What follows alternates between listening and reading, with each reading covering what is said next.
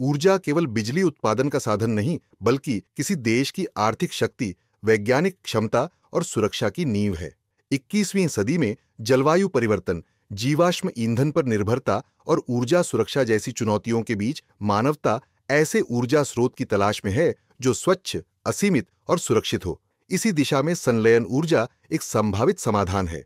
दुनिया के विकसित देश जैसे अमेरिका, यूनाइटेड किंगडम, चीन, जापान और यूरोप संलयन ऊर्जा पर अरबों डॉलर निवेश कर रहे हैं। भारत भी पीछे नहीं है। गांधीनगर स्थित प्लाज्मा अनुसंधान संस्थान ने भारत का पहला संलयन ऊर्जा रोड मैप तैयार किया है। इसके तहत देश SST भारत नामक फ्यूजन फिजन हाइब्रिड रिएक्टर विकसित करेगा।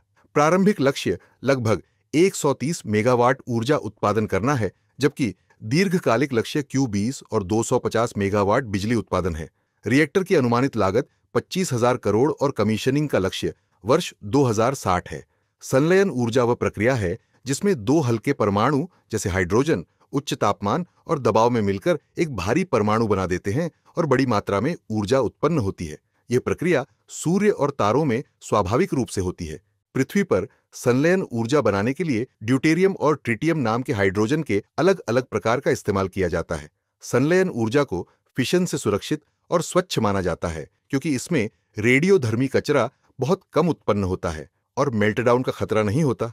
संलयन ऊर्जा के अनेक फायदे हैं। ये स्वच्छ और असीमित है, ग्रीन हाउस गैसों का उत्सर्जन नहीं करती, ऊर्जा आत्मनिर्भरता बढ़ाती है, रणनीतिक और तकनीकी लाभ देती है, नवाचार और औद्योगिक क्षमता को बढ़ावा देती है और नेट जीरो 2070 लक्ष्य में मददगार हो सकती है। हालांकि चुनौतियां भी बड़ी हैं। तकनीकी जटिलता, उच्च लागत, लंबी समय सीमा, निजी क्षेत्र की कम भागीदारी, कौशल की आवश्यकता और आर्थिक व्यवहार्यता जैसी समस्याएं हैं।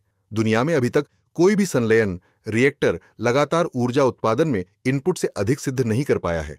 भविष्य के लिए सुझाव यह है कि भारत को राष्ट्रीय संलयन ऊर्जा मिशन शुरू करना चाहिए, निजी क्षेत्र और स्टार्टअप को शामिल करना चाहिए, दीर्घकालिक वित्तीय निवेश सुनिश्चित करना चाहिए, मानव संसाधन और कौशल विकास पर ध्यान देना चाहिए, अंतर्राष्ट्रीय सहयोग बढ़ाना चाहिए और चरणबद्ध योजना बनानी चाहिए। साथ ही मेक इन इंडिया के माध्यम से स्थानीय निर्माण बढ़ाकर लागत कम करनी होगी।